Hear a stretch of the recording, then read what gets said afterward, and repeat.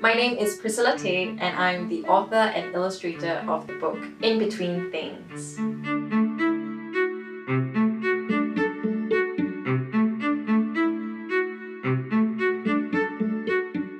I was born and raised in Singapore, and I moved to the United States to live for a few years before deciding to move back to Singapore. When I'm not making picture books, I am an art and English teacher at a local secondary school. So you can sort of say that I'm always in between different things. I'm really excited about the release of my first picture book, InBetween Things, which is about the idea of perspectives and the idea of searching for different ways of looking, and the idea of looking for anything that basically exists in the middle. I guess I've always been interested in InBetween Things. Ever since I was young, I remember the picture books that I had. They were always incredibly dog-eared because I was always trying to find more to the story. I was always trying to find what was in between the pages, and to me there was always something there. And so it felt natural that my first book was about InBetween Things.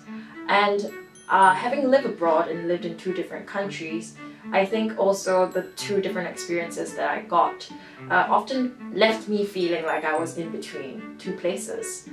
I started to write this story that basically took the reader on a journey in search for tangible in-between things, from looking between 2 pots or even the idea of doors, to looking for intangible in-between things, the idea of warmth or dim. I knew that when I was writing that narrative, I needed to have some form of character to help drive the story, to help drive this adventure. And so that's where the idea of the cat and the dog came about, and the idea of the 2 friends going on this journey together and searching for all these glorious in-between things. So when I was designing this book, it was definitely a joy and a challenge to figure out how to create visuals that really embrace this idea of in-between things. I made use of different walls and different objects to sort of separate out the space into different pockets of spaces.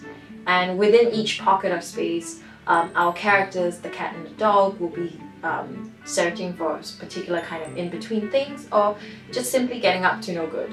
So that way I could create a spread that essentially showed one space, but a few activities that were spread across a period of time. In addition, I thought that would be a great way to capture the attention of the reader and really let the reader's mind sort of wander into each of these spaces. When I was coming up with an aesthetic for this book as well, I didn't want the entire environment to feel like it came from a single place. It needed to feel like it was an in-between world. So I remember looking up different aesthetics from different cultures, different visuals that came from different countries, and sort of putting it all together in this one singular environment. And I think growing up in Singapore too, I was surrounded constantly by the idea of fusion art, fusion food, fusion cultures. For instance, the Peranakan culture is very much a fusion culture that combines both Eastern as well as Western aesthetics. So I was referencing definitely a lot of these cultures, such that in my book you will find maybe certain patterns that were inspired by Japanese prints, certain patterns that were inspired by Peranakan tiles, or even cuckoo clocks that sort of exist on the walls.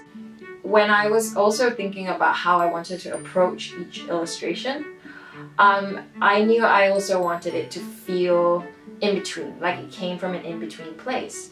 So naturally, I do really love working in between different mediums. I would start each piece with watercolor and gouache painting, scan that into the computer, and then I would work on top of that digitally, so that the end result would be something that feels both man-made but also new at the same time.